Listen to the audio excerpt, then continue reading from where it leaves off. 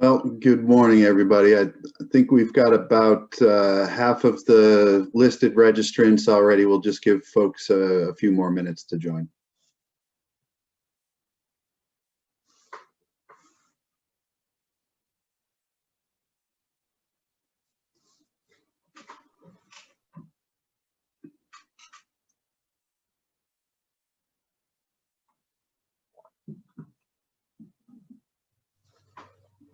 Hey, Matt, you're feeling better? Yes, thank you, Rich.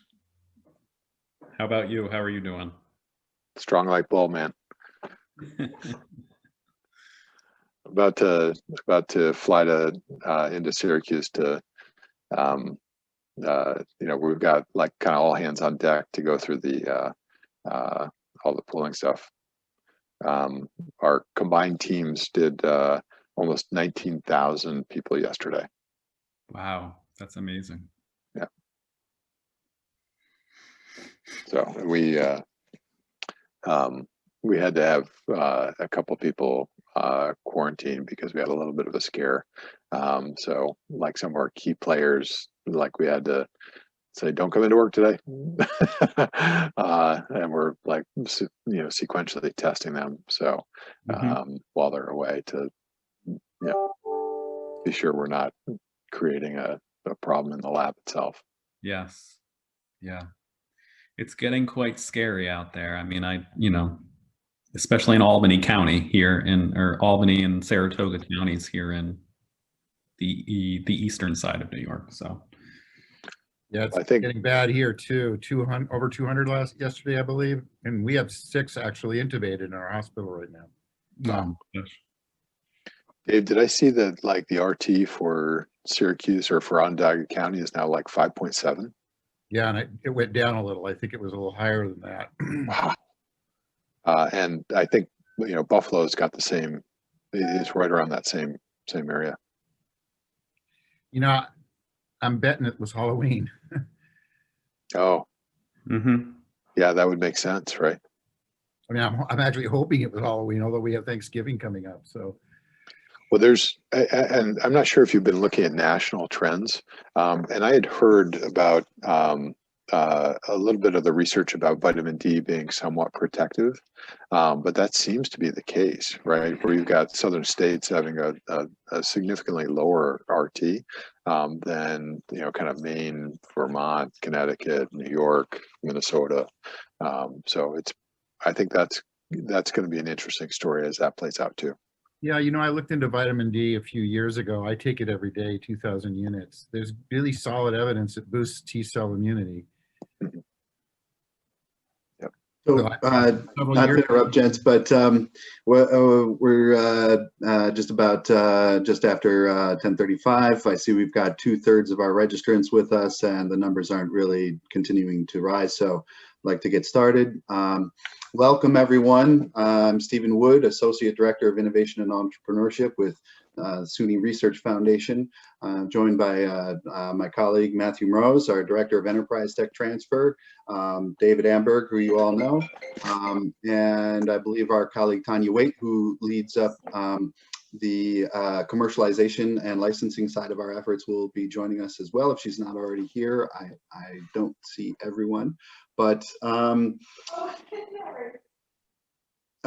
great. And I guess for housekeeping, please keep yourselves on mute during the presentation. If you'd like to ask a question during the presentation, please put it in the chat box and I'll do my best to answer as I go.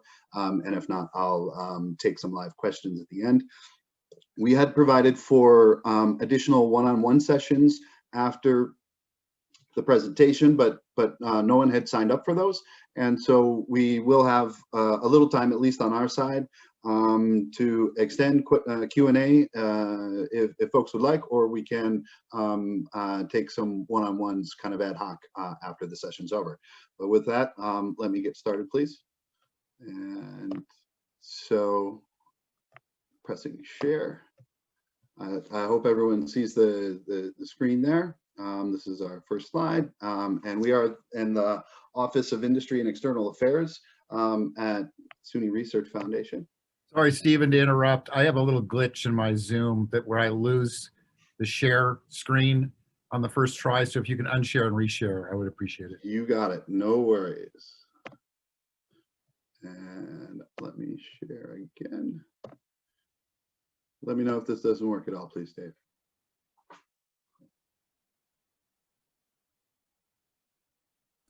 That worked. Thank you. Great. Terrific. Okay, so we're with the Office of Industry and External Affairs at SUNY Research Foundation. We're the Division of Innovation and Partnerships, as I mentioned, led up by Matthew Morose, our Director of Enterprise Tech Transfer. And let me just make sure this slide advancement is working. Here we go. So we have several goals, but our primary goal in innovation and partnerships, in addition to getting the technology to market, is to help SUNY become an IP powerhouse. So we have, as you'll see, some in-house patent attorneys who are helping with that, and we want to make SUNY the best place for innovators and entrepreneurs anywhere, you know, in the U.S. and in the world, to accelerate development of technologies and advance, you know, life-changing products to the market for the public good. So this is our team, Innovation and Partnerships: Matthew Morose, myself, our in-house patent attorneys, Garrett Smith and Michael Krenicki, and as I mentioned, Tanya Waite, our Senior Partnerships Manager. So in the US, intellectual property and technology transfer actually goes all the way back to the Constitution. It's enshrined in the Constitution. I'll give you the specific quote later, but ultimately the first patent issued in 1790, and only about 100,000 patents issued in the next 200 years. In the 1970s, the US was investing close to $100 billion annually in academic research with little returns.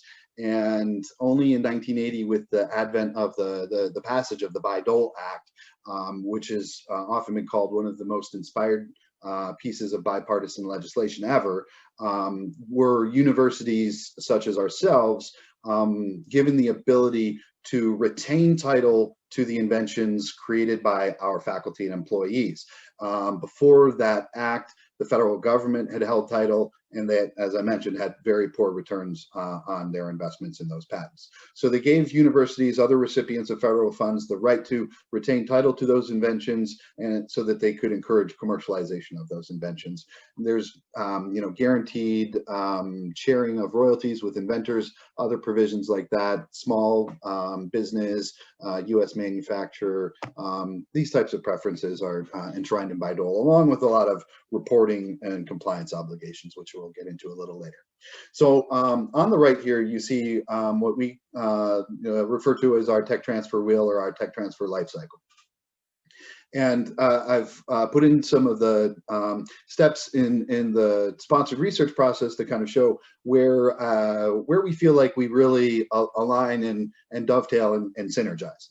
So in the tech transfer life cycle, it all starts with discovery by the innovators, the researchers and scientists doing work in the labs, make a discovery, and then the next step is disclosure. That's how we get involved. The disclosure comes in through our online Inventor Portal. Then we go through evaluation. If the evaluation outcome is appropriate, we move into intellectual property protection, often patents, and then we move through the process on the commercialization side, which is more under Tanya's side of the house, including customer discovery, push marketing, partnering, and et cetera, partnership management, and ultimately royalty returns on commercialized technologies. But as you can see, the discovery process can be really informed, I think, primarily from proposal submission all the way through report closeout, when we should be hearing about federally sponsored inventions for reporting compliance with Bayh-Dole, and through proposal submission. Sometimes the PIs have a new idea and a new invention, and they're seeking grant to kind of get proof of principle on that. And so it's really important for us to be involved at that point, because the grant process may not be confidential, and disclosure through the grant process may impede our ability to obtain patents. And again, on our side of the house, if we've already got IP assets, sometimes the customer discovery and all the way through the partnering can really inform the PI's research objectives. And so there is a lot of synergy between these functions. I'll just run through the tech transfer lifecycle pretty quickly here, but really, again, it all starts with the inventors. These are some examples of inventors who've received technology advancement funds from SUNY Research Foundation, and others who've made startup companies. And really, it's a lot of fun and really engaging work to work with all of these great innovators. The next process, step in the process, disclosure, happens with our Inventor Portal. I'll walk you through a little bit here, but the important part here is once we send you the link, and the link is right here as well, and you'll receive the slides, so just click on this link and it'll take you to our Inventor Portal to request an account with the radio button in the lower right-hand corner.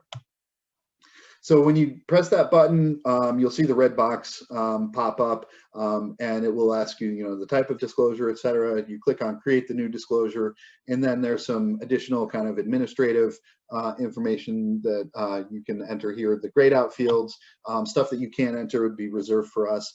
But really, the core of the disclosure is, a description of the technology, its advantages, any disadvantages it might suffer from, and competitive products on the market, and what types of products you feel it might be good to support. And so all of this kind of content, there's form fillable fields here, and if you ever have any trouble, we're happy to walk you through. But also really important along the lines of what I said earlier about compliance is a place for reporting of any associated grants. So if this invention was created during the prosecution or the conduct of a grant, whether industry or federal or state, it's really important for us to know about that. So please be sure to include that information. The next section below you see is where you can specify co-inventors. And just a quick tip, before you go in and enter any co-inventors, if you're the one entering, set your contribution to less than 100%, so that the system will allow you to assign additional percentages to your other inventors as you add them. Lastly, and this is just a quick synopsis, so there are other sections, but lastly of real importance is a section where you can upload any documents. If you have any draft manuscripts, any supporting slide decks, poster presentations, anything like that, ideally we get involved in the process before you make a public disclosure, because that does curtail patent rights. We'll get into that later. But if you have any supporting materials, you can upload here as well, and that is very, very helpful. So next in the step in the process is evaluation. And we really look at two factors here, and that's the commercial market potential, the marketability, and the protectability, whether the invention is amenable to patents or copyrights or other type of legal protection for that intellectual property asset. And the disclosure process, our output is this disclosure evaluation report. And typically, if we don't find killer prior art, we'll recommend filing at least a US non-provisional. I'll go into the specifics on that in just a little bit. But when looking at marketability, we look at all these types of factors. How strong is the IP? How broad is the claimed protection? What's the state of advancement? Is it proof of principle? Is it bench scale? Is it field tested? What are the various market applications? Is it a platform technology that can serve many different products and applications? And then what are the sizes of the markets? What's the market structure? Is it a highly segmented market? Is it highly consolidated? What are the annual revenues? Things like this. And this all helps us determine what is an investable opportunity. But I will say for venture capital, probably the most important aspect of all this to determine the investable opportunity is the team. And so the team that will be taking this forward is really critical. And we look to the inventors and their contacts as a primary source of potential entrepreneurs who might be interested to lead this forward. So I want to take a look at the next step in the process in intellectual property and kind of just take a step back and say, what is intellectual property? So it's really, creations of the mind that are protected by law or otherwise.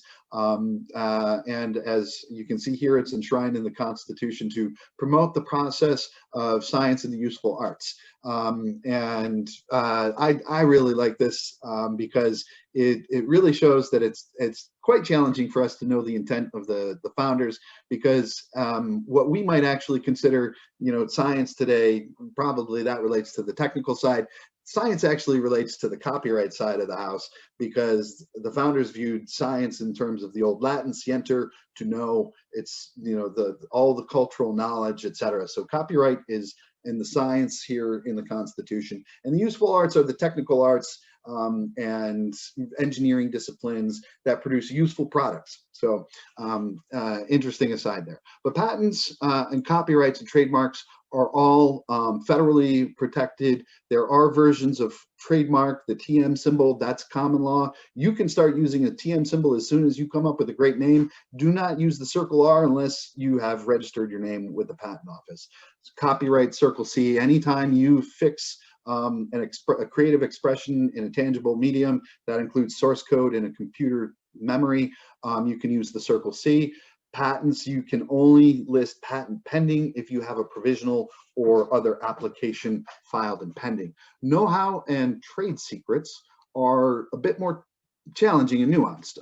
There are laws around trade secrets, but it's really tough for us because of the freedom to publish requirement. So we typically don't handle trade secrets. We deal more with know-how and confidentiality. I'll move on from here. And I'm not seeing any chat questions. If anybody's monitoring that, Jesse or Amy, I think Amy's here, please just chime in and let me know if there's a question, because I'm not seeing anything. So quickly to review the intellectual property, the patent process for intellectual property. In the US, we do have a 1-year grace period from a point of publication. So if you have made a disclosure in a journal article, that's not a problem for us. We can work with that, but we wouldn't be able to file patents in foreign jurisdictions where they require absolute novelty, no prior publication. As you see here in the bottom graphic, in the US, if there is an intervening publication, say your group has done a bunch of foundational research, you publish it, and another group was kind of working in the same field, and they see that you publish, they pull that and they do a comparison, and they kind of republish some of your data with permission, etc. Who knows, maybe they just don't. But the fact that it's published is the real problem on the patent side, because if another group publishes something on your, like a response to your publication, or in some way discloses before we file, then we could be prevented from getting a patent. So if you do publish, it's imperative for us to get our application on file as soon as possible after that publication. Copyrights, here are some examples of copyrights for our office. Really the important part tends to be on the software side of things, protecting source code, etc. We work with open source too, and we can assist you in determining which type of open source license is best to distribute under. I've previously worked with the Department of Energy Open Source Software Working Group when I was at Brookhaven National Lab. I've got a lot of experience in open source, even open source hardware. So happy to assist anyone who's interested in those fields as well. Best practices for inventors. The hyperlinks here are active. So make those new technology disclosures early and often in the process. The sooner we get involved, the sooner we can help guiding you to the best practices that will help you ensure the best protection possible for your inventions. So check in with us regularly, and especially if you plan to publish any new research before you publish. If you think you've got any new IP or a new invention, and before any conversations that you think might really kind of disclose an invention before it's filed, that should be confidential, and we can assist with those.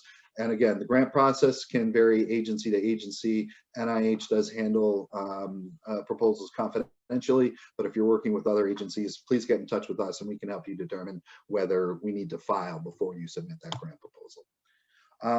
In the process, I'll speak to Tanya's side of the house a little bit here. In the process of customer discovery, it's really kind of envisioned as applying the scientific method to business models. And it was developed by National Science Foundation in collaboration with a gentleman, Steve Blank, who employed it at Stanford in the lean startup model. And the point of this is that we all have implicit bias. So when I ask, you know, what do we see here?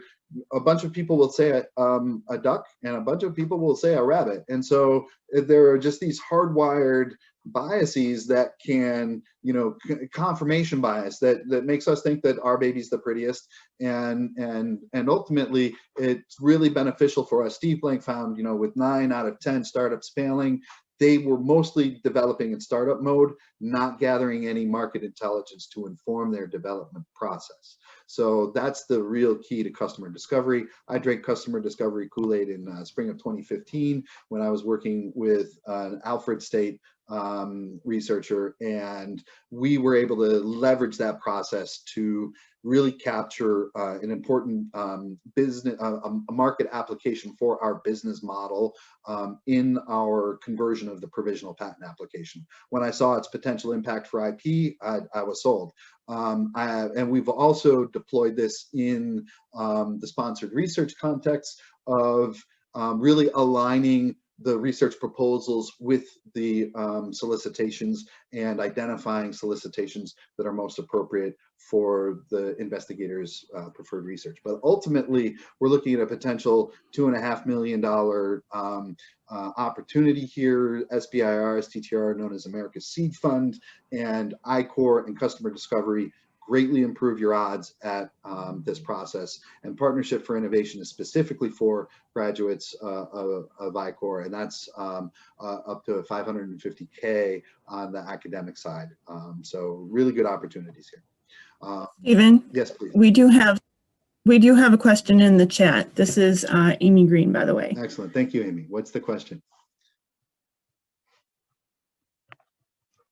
Or let me see if I can get my chat to come up. Pardon me here. I don't know how to get my chat up right now, so I'll have to take it at the end if that's all right. I don't see anything in the chat box, Amy. Maybe it came just to Amy. I'll continue. So we have on the marketing side, and apologies, there's a little noise here. Let me just close this door.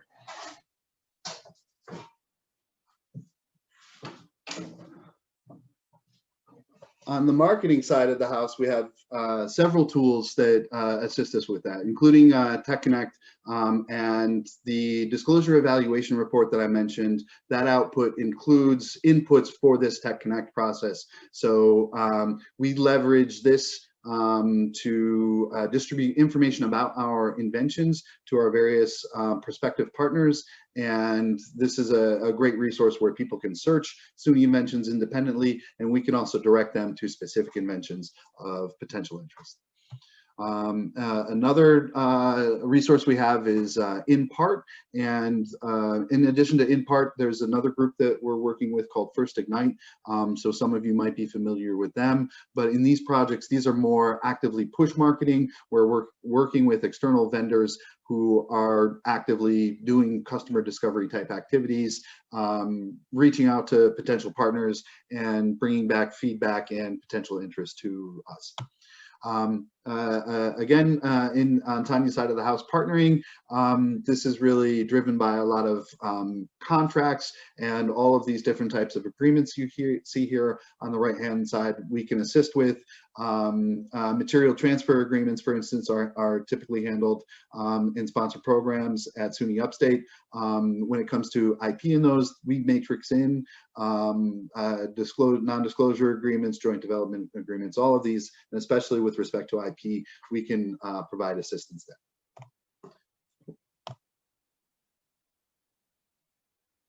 Okay, I just want to make sure. Okay, great. So in addition, in Industry and External Affairs, we have the division of New Ventures, and New Ventures is really directed towards building entrepreneurial teams, getting them the resources they need to build companies around SUNY technologies, and getting those technologies to the market. So our interests and objectives are very well aligned with New Ventures, and we've got training like SUNY Startup Summer School, which I'm sure some of you may have participated in. We've got our venture advisors who we're bringing to the table to help strategize commercialization objectives. And we're also starting SUNY Ventures, which I can't speak to in any great depth, but it's the first time that SUNY will be bringing venture capital type activity to the system-wide level. The Innovation Intensive Clinic is a partnership with the New Ventures Division, and myself and Tanya and Matt, we all work very collaboratively with Albany Law School and SUNY Polytechnic Institute to build student teams that help us drive our evaluation process, that run customer discovery teams, and that help advance these technologies. And there's a link for you there to learn more about the Innovation Intensive. When it comes to the SUNY Startup Summer School, we've got some really great metrics here. This is a system-wide objective, and we had teams from all over the state this last summer. We had 155 participants and observers and instructors. We had 64 teams that resulted in 14 entrepreneurial teams. And kind of proto startup companies that were trained in I-Core. And then 2 companies were actually awarded technology accelerator funds to bring their technologies forward. And that includes Advanced Vision Technologies and SnappyXO that you see here. This is really an entrepreneurial training that is kind of centered around the customer discovery curriculum. But if there are any questions about that, Tanya and Matt would be able to answer those more directly. Let's see. There is a question from Chun Yu, and that is there a boundary between different campuses of SUNY when applying for a patent when collaboration is involved? So technically all of the SUNY campuses are the same legal entity, and Research Foundation holds title to inventions created at SUNY on behalf of all of the SUNY campuses. So there isn't really any distinction there with respect to who would own the patents. There would typically be an MOU or other type of agreement between the campuses, and that would typically go along the lines of inventorship contribution, unless there were some other like large equipment contribution to the project to define the sharing of any downstream commercialization proceeds. Again, that's typically dependent upon the inventorship contribution share of each individual inventor. Thank you for the question. And please let me know if I didn't answer it adequately. So here's, I know we're just a couple minutes over, but this video is just a couple minutes, so I'll play it. But this is some of the reasons why we do this. And let me just put this over.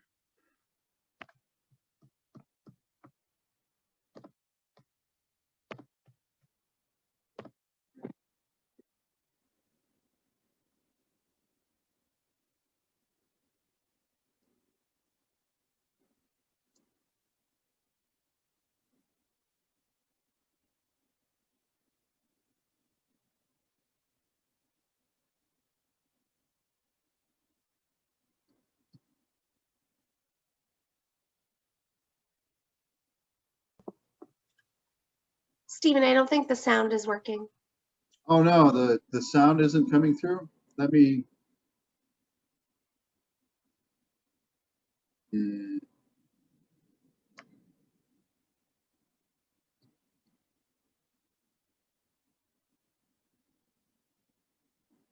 Oh no, I've lost the. Bear with. All right.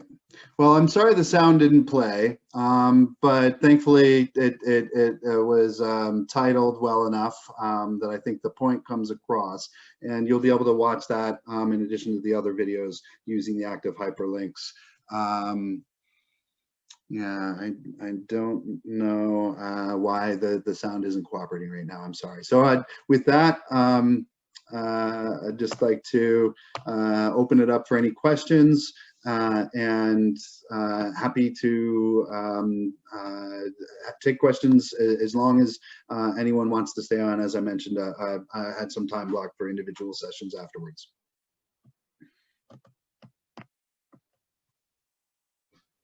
Hi, can you hear me? Yes. Thank you, Stephen, for the presentation.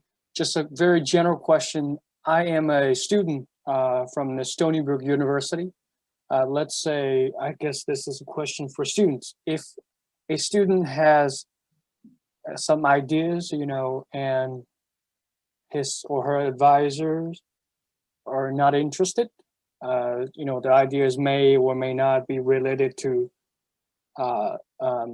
his field of study, and he wants to commercialize or somehow, you know, promote his ideas. Are there any, you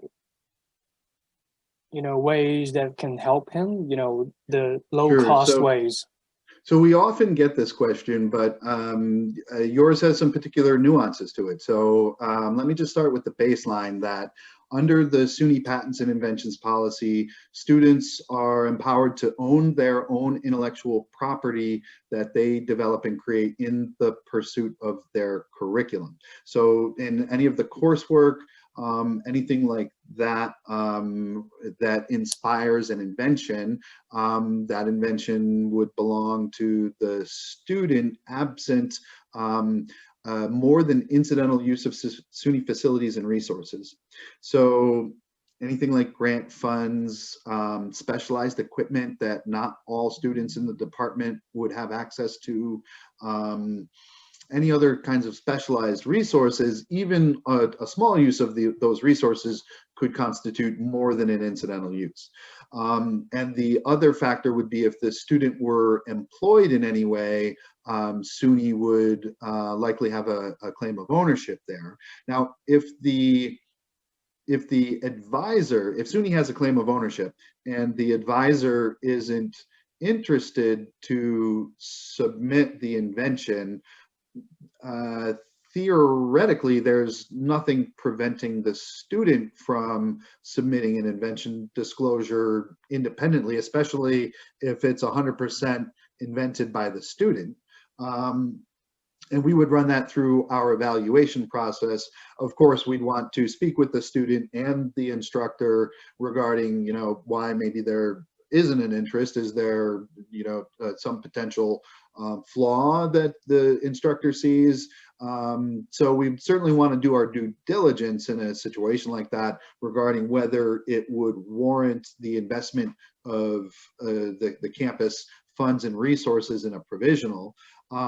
And the converse of that situation, if the student is not employed and if the student makes no more than incidental use of SUNY facilities and resources, and the student has an external invention on their hands, they are free to pursue that and you know, obtain independent patent counsel. I would recommend in those circumstances, we do have an external invention disclosure form. It's really meant for faculty situations, but it's a way for faculty, and I would say also, you know, useful for a student to obtain clarity that the campus does not consider there to be any claim of ownership and to waive any claim of ownership. That way, you know, if the invention is successful down the road, you've got that clarity on the record as to the ownership of provenance, if you will. Thanks. I'm a little bit confused. Do you mean that if the ideas are not related to his field of study, then the SUNY Foundation would not do anything to help to, you know? No, I don't mean to say that at all. If you make an invention, say you invent a new plasma can opener, and it's great because it opens cans in less than a second, we're going to be interested in that, and we would certainly, you know, welcome your assignment of that invention to us, and we would work with you to commercialize that. So although faculty and students have certain circumstances in which they can exercise independent ownership, they're always welcome to work with us as part of the SUNY family to advance their technologies and inventions towards the market. I see. And the last question is, how much will this cost for a student? Is it affordable, you know, to a student? Because, you know, I have $500 in my bank account.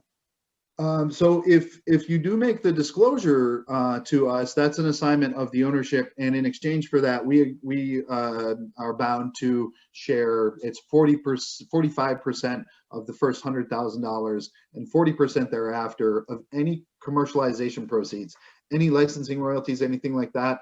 All the inventors who assign inventions to us get that portion. The campus gets the other portion. Often the campus portion will be divvied up between, you know, discretionary funds, and then often the campus, depends on the local policy, sends some back towards the lab that made the invention in the first place.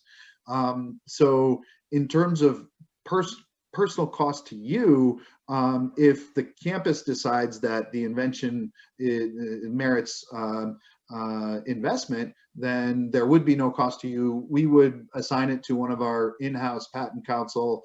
The campus would pick up the USPTO cost, the fees that they charge to file and examine application, and then we would run it through our commercialization traps and procedures. How should one student take what's the first step for a student to do this? It would be back to the Inventor Portal disclosure online portal that I showed you earlier. And when this slide deck comes through, that link there will take you right to the portal. And if you send me an email, I'm happy to respond to you with a direct link to the portal as well. Can you show the portal again, please? Because I missed the first part. Oh, absolutely, absolutely. Let me, how can I, let me just back up. And I'll actually navigate there, and then I'll grab this, and I think I can throw this in the chat to everyone. So here is the link to our Inventor Portal, everyone, and it will take you right here to this web page. And as I mentioned in the presentation, just use the request account radio button when you come here for the first time. We'll get that account approved, and you'll be off to the races. If you have any challenges entering, let me see if I come back here. If you have any challenges entering any of the fields, any of the answers required in the fields, uploading any of the documents, need any assistance with any of the grant information, anything like that, just let us know. We'll be more than happy to assist you to get the disclosure uploaded. Are there any barriers to non-US citizens or green card holders?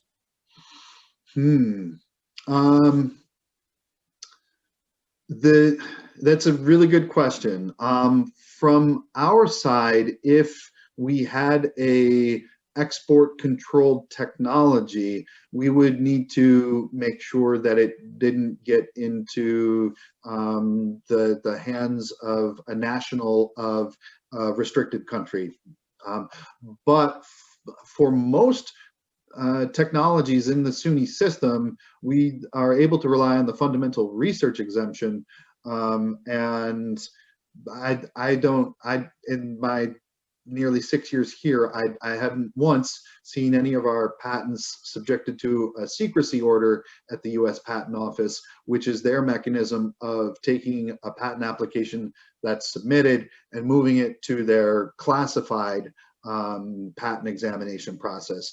There is a classified examining core, and those patent applications don't ever see the light of day, I would need a clearance to actually prosecute a patent like that. So that's a whole other specialized wing. But for general technologies, there's really not any barrier. If you're a foreign national and maybe green card holder, permanent resident, but and you make an invention and we move forward to commercialize, the one thing I would say to be very aware of and to ensure that you do would just be to update us with your contact info so that we can make sure that we would send any proceeds your way if you were to leave the country. That would really be the only special consideration for an inventor who is not a U.S. citizen or green card holder. I see. Thank you. I appreciate it. Absolutely. I have a question that I put in the chat. Okay, thank you. And let's see.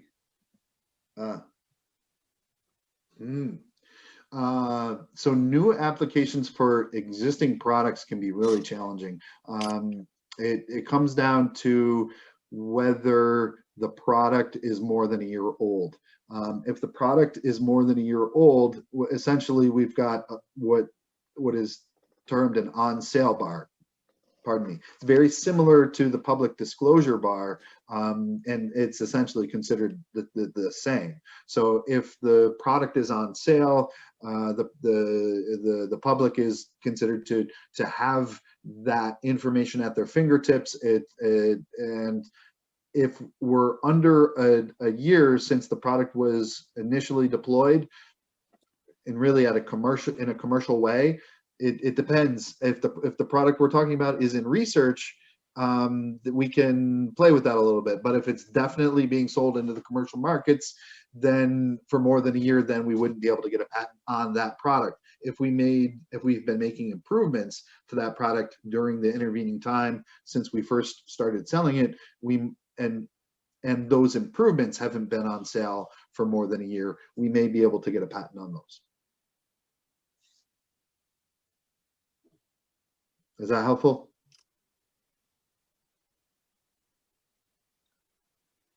Can I ask a question? Yes. This is Yanping. Yes, sir. Yeah, I'm developing a cancer drug. My question is that I design it and I ask a company customize the custom synthesize it.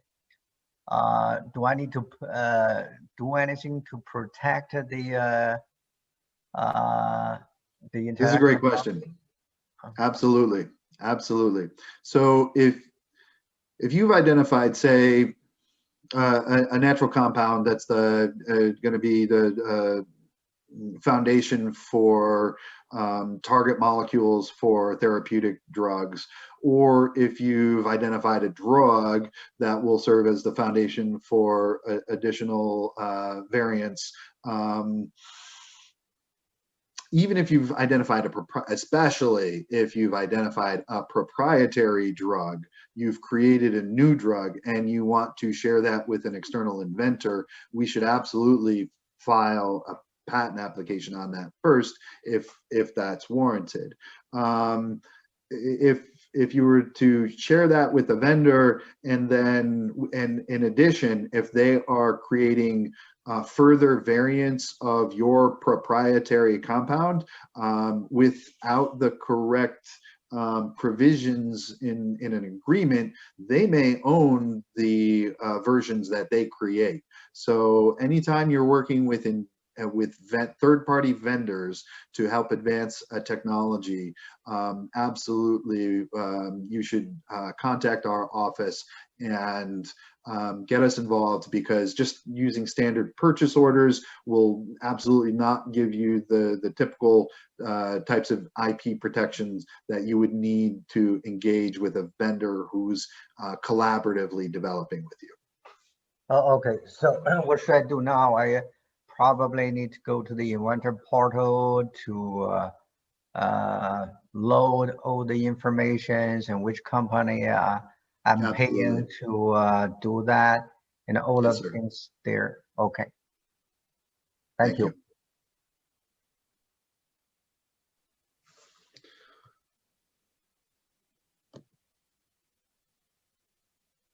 I see Richard's request for the link to the video. Absolutely. All right, and let me just navigate back to that, and I'll just shoot that up for everyone. Are there any other questions at this time? All right.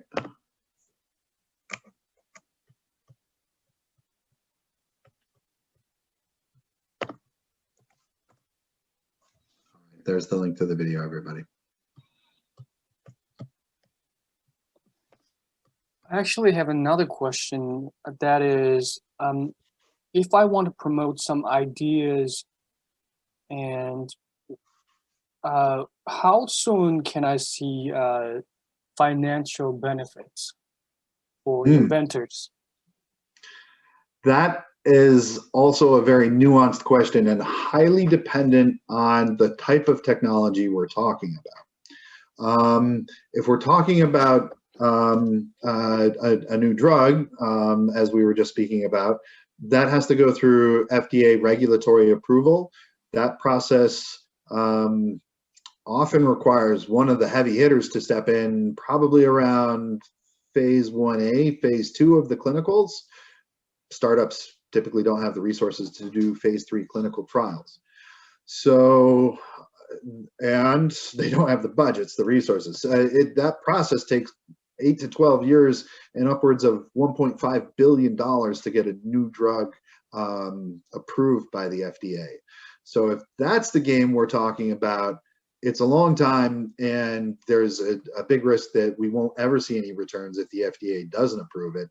And it ultimately depends on the success of the drug. If it's a blockbuster drug, you may see some great returns. If it's not a very well-performing drug, the licensee at that point, being a large company, may have been able to negotiate terms that don't provide for copious financial returns.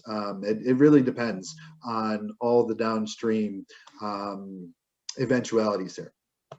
If we're talking about a medical device, 510K pre-market approval is pretty standard. That time horizon is usually on a couple of years. With that, there's just certainly all kinds of product liability concerns in that space. That's in terms of putting products into the market. We do our very best to insulate ourselves and others from those types of risks, but it really depends on the tech, because if we're talking about software, you could be looking at returns in 3 to 6 months if the app's ready to go. I see. Thank you. Yep. Oh, and just a quick on the patent timeline, that does kind of parallel our commercialization timeline. So typically we'd file a provisional, you get a year from there to convert. Sometimes we don't convert, sometimes we'll hold off and file again later if there's not been a publication. But typically we convert to US non-provisional or PCT international patent application. And then from that point, it's usually several years, about 3 to 4 years. So total process, I would say, to get the patent, 3.5 to 5 years, sometimes 6, sometimes longer, not usually much longer than that. And then once we have the provisional filed, though, Tanya's team starts taking on some of the commercialization efforts. We're trying to build teams around the tech, but that's also tech dependent too. If it's a vaccine, it might not be for a startup. It might just be a licensing play to a Pfizer or somebody. That would really be challenging, especially these days. The big pharmas like to scoop up successful startups, but it really depends as well on your potential interest in doing entrepreneurship around this. And when it comes to things like regulated drugs and other things, our typical strategy is, let's find out what is the quickest path to market. Is it a PET version of the drug? Because the regulatory hurdles there are lower. So any way that we can start driving revenues for a startup company and get that tech into the market to help continue to fund those, further downstream, larger objectives of human clinical trials, et cetera. We always want to see how can we get to the market the quickest. Thank you. Appreciate it. Absolutely. Are there any other questions, anybody?